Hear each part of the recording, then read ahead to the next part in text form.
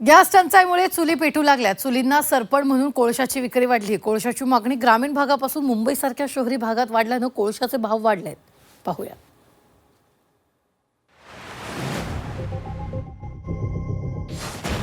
Gas cylinder टंचाईमुळे कोळशाची मागणी वाढली। हॉटेल आणि घरगुती वापरासाठी कोळशाचा वापर। मागणी वाढल्यानं कोळशाच्या किमतीही भडकल्या।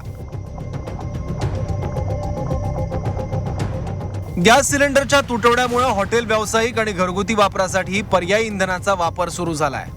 गॅसला पर्याय म्हणून कोळशाचा वापर केला जातोय। घरात चूल पेटवण्यासाठी कोळशाचा वापर सुरू झाला। गॅस तुटवड्याआधी कोळशाचा वापर मर्यादित होता, पण आता घरगुती वापरासाठी कोळसा विकत घेताना सामान्य ग्राहकही कोळशाच्या वखारीत जाऊ लागले आहेत।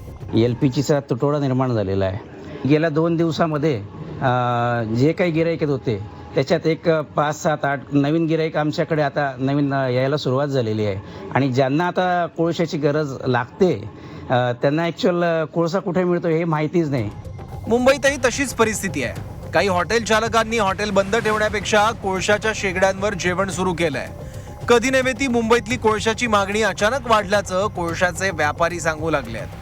डिमांड अभी ऐसी हो गई है कि जो हिसाब से आ रहा है उस हिसाब से हम पूरा नहीं कर पा रहे हैं सर। हम चाहते पहले कोयला कितना आता था, अभी कितना आता है? कोयला पहले का रोज 4-5 ट्रक आता था, 2-3 ट्रक यहाँ से जाता था तो 1 ट्रक स्टोर हो जाता हम लोग के पास। और अभी ऐसा परिस्थिति है कि 4-5 ट्रक आता है तो 8-9 ट्रक की डिमांड होती है, तो हम लोग पूरा नहीं कर पा रहे हैं। मागणी पुरवठ्यावर वस्तूची किंमत ठरत असते। कोळशाच्या मागणीत अचानक वाढ झाल्यानं आता कोळशाची किंमतही वाढली आहे। 5 दिवसांपूर्वी कोळसा 30 रुपये किलोनं मिळत होता, आता कोळसा 40 रुपये किलोवर गेलाय। हॉटेल व्यवसायाला पण आता याचीच डिमांड झाली आहे। त्या हिशोबाने आता नाविलाज असतो सिलेंडरची टंचाई एवढी झाली आहे की घरगुती गॅसला सुद्धा प्रॉब्लेम येत आहेत।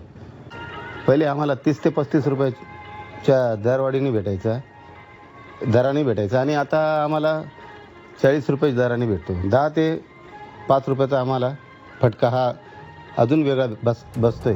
सिलेंडर तुटवड्यामुळे कोळसा भाव खातोय। राज्यातल्या हॉटेल इंडस्ट्रीसाठी कोळसा आता मुख्य इंधन म्हणून वापरला जाऊ लागलाय।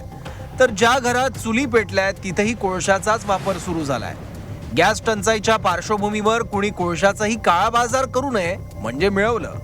मालेगावहून विशाल मोरेसह ज्ञानेश सावंत, झी 24 तास, मुंबई।